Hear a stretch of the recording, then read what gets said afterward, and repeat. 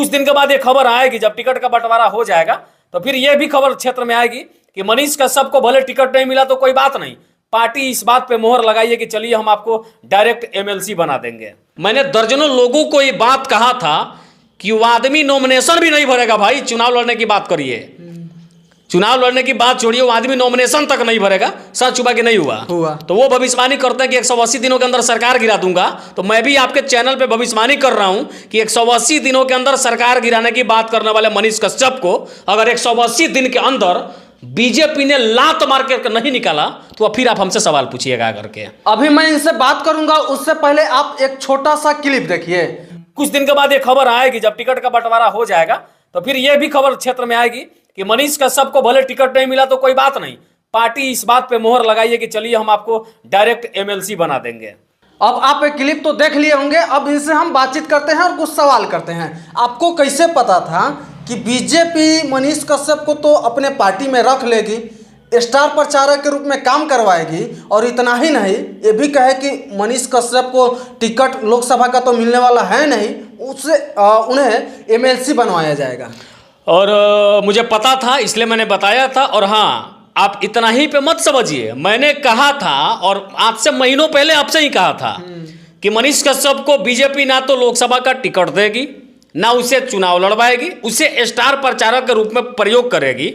और एक बात कहना भूल गया था भाई साहब कि पार्टी तो ज्वाइन कर लिए, 180 दिनों के अंदर सरकार गिराने की बात करने वाले मनीष कश्यप को अगर 180 दिन के अंदर बीजेपी ने लात जूता से मार करके और पार्टी से बाहर नहीं निकाल दिया, फिर आप हमसे सवाल पूछिएगा।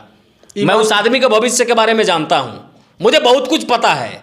जेल गए, जेल से आने से पहले मैंने सैकड़ों वीडियोज उस आदमी के लिए बनाया, लेकिन जिस दिन वो आदमी जेल से निकला मैंने उसके लिलार पे यह पढ़ लिया कि इसका भविष्य कहाँ तक जाने वाला है। इसलिए उसके बाद से मैंने अपना रास्ता अलग तय किया और उनका रास्ता उनके जी में छोड़ दिया। मैंने आपसे कहा था कि वो चुनाव नहीं लड़ेगा। हाँ, बोले थे। दर्जनों लोगों ने प्रेशर बना करके मुझसे पूछा कि आप उनके साथ क्यों नहीं रहते हैं। मैंने दर्जनों लोगों को ये बात कहा था कि वो आदमी नॉमिनेशन भी नहीं भरेगा भाई, चुनाव लड़ने की बात करिए, चुनाव लड़ने की बात छोड़िए, वो आदमी नॉमिनेशन तक नहीं भरेगा। सच हुआ कि नहीं हुआ? तो वो भविष्यवाणी करते हैं कि 180 दिनों के अंदर सरकार गिरा दूंगा। तो मैं भी आपके चैनल पे भविष्यवाणी कर रहा हूं कि 180 दिनों के अंदर सरकार गिराने की बात करने वाले मनीष कश्यप को अगर 180 दिन के अंदर बीजेपी ने लात मार के नहीं निकाला तो फिर आप हमसे सवाल पूछिएगा करके। इससे पहले आप 1 महीना पहले मेरे चैनल पे इंटरव्यू दिए थे जिसका एक क्लिप चलाए थे। क्या मुझे तो लग रहा है कि बीजेपी से आपको डायरेक्ट कनेक्शन है, तभी तो ये बात आपको। अब वो मेरा सूत्र है, सूत्र के बारे में आप हमसे नहीं पूछ सकते हैं, लेकिन जो जानकारी थी वो ऑथेंटिक मैं आपको बता रहा हूँ। चूंकि आज तक जितने भी खबर मैंने बनाया एकदम सटीक जानकारी लोगों को देता हूँ, और इसलिए सबसे ज्यादा सर्च बारे में पुजारी मीडिया नेटवर्क के लोग सर्च करते हैं। लोगों को भरोसा होता है मेरे चैनल पे, मेरे पास जानकारी पुख्ता होती है, मैं सेटिस्फाइड होता हूँ, तब भी मैं किसी चैनल पे मतलब कोई सवाल का जवाब देता हूं या खुद अपने चैनल पे वीडियो चलाता हूं। मुझे ये पता था कि इस आदमी के साथ झोल होगा, झोल हुआ। इस सब के बीच में एक ही चीज मिला कि अब लोग कह रहे हैं कि मनीष कश्यप गरीबों का चंदा लेके चंपारण से फरार हो गया, सन ऑफ बिहार चंदा चोर हो गया। सन ऑफ बिहार को ठग ऑफ चंपारण कहा जा रहा है और ठग ऑफ बिहार के नाम से जाना जा रहा है। मतलब चलिए बाकी उनका छोड़ देते हैं, इंतजार करिए आज से कितने दिनों का, 180 चुनाव के बाद 180 दिन के अंदर अगर जूता मार के बीजेपी को नहीं निकाल दिया फिर आप हमसे सवाल पूछने आइएगा।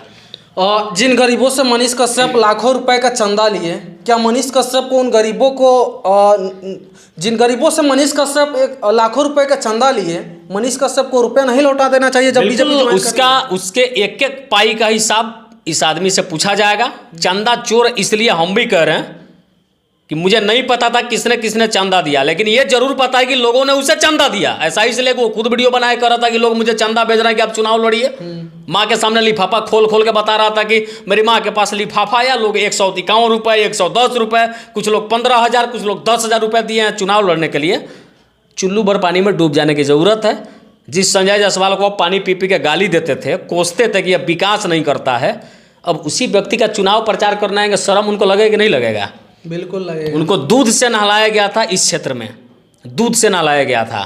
तब लोग कह रहे थे कि रियल लाइफ में देखिए अनिल कपूर को नहलाया गया था नायक फिल्म में, और रियल लाइफ में मनीष कश्यप को दूध के जगह लोग मुझ से नहवाएंगे उसको। अब याद रखिएगा इस बात को, मैं आपके चैनल पे बोल रहा हूँ। जिन गरीबों के भरोसा को उन्होंने तोड़ा है, इसके एक एक मतलब पाई का हिसाब उनको देना पड़ेगा।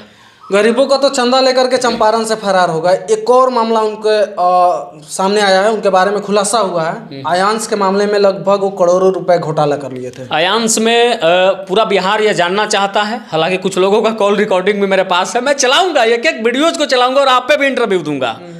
रिकॉर्डिंग आया है कि उसका हिसाब होगा, उसका डेट भी बना है।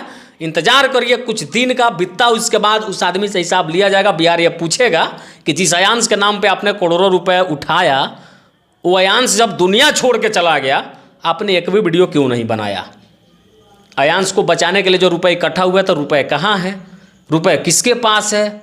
इतने दिनों से क्यों रखे? उसका लेखा जोखा कौन देगा? ये तमाम सवाल होंगे। लेकिन फिलहाल हम चाहेंगे कि अभी बस बीजेपी ज्वाइन किए, बबुआ के भविष्य के बारे में हम लोग चिंतन कर रहे हैं। अब चिंतन क्या करेंगे, वो तो बहुत बड़ा आदमी हो गया है, अब पार्टी ज्वाइन कर लिया, अब प्रधानमंत्री का प्रत्याशी था, अब चलिए प्रधानमंत्री बनेगा, देखेंगे हम लोग। मनीष कश्यप प्रधानमंत्री बनेंगे। अब मुख्यमंत्री का सपना था, हो सकता है कि प्रधानमंत्री भी बन जाए। लेकिन जो कुछ भी बने, हमारी शुभकामनाएं उनके साथ है। जो कुछ भी बनिए आप, जो कुछ बनिए, जो बनिए, उसमें हमारी शुभकामनाएं आपके साथ है। मैं चाहता हूं कि आप और भी बड़ा आदमी हो जाए, भले उसके लिए लोगों को जूता से मारना पड़े, लोगों को छलनी करना पड़े, लेकिन बड़ा आदमी बनिए। चूंकि आपको बड़ा बनना है, यही कहते थे, यही चिल्ला के अपने वीडियोज में यही मनीष कश्यप कहता था कि बिहार के लोग हाथ खींचने के बजाय पैर खींचते हैं।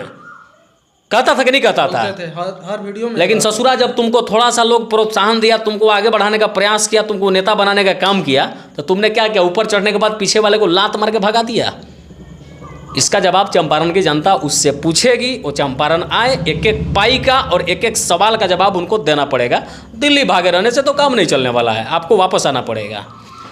बाकी मुझे लगा कि संजीत कुशवाहा मेरे चैनल पे 1 महीना पहले इंटरव्यू दिए थे, जो बात आज सच साबित हो गई। तो इसको लेकर के फिर इनसे सवाल कुछ पूछे कि ये खबर इनको कहाँ से मिली थी, क्या बीजेपी के नेताओं से डायरेक्ट इनका कनेक्शन है? तो इन्होंने साफ तौर पे मना कर दिया कि मेरा कुछ सूत्र है जिस सूत्र से मुझे खबर मिली थी। बाकी मनीष कश्यप को लेकर के आप क्या सोचते हैं, कमेंट बॉक्स में जरूर बताइएगा। मिलते हैं अगले कोई नए वीडियो में नई अपडेट के साथ। तब तक के लिए जय हिंद, जय बिहार।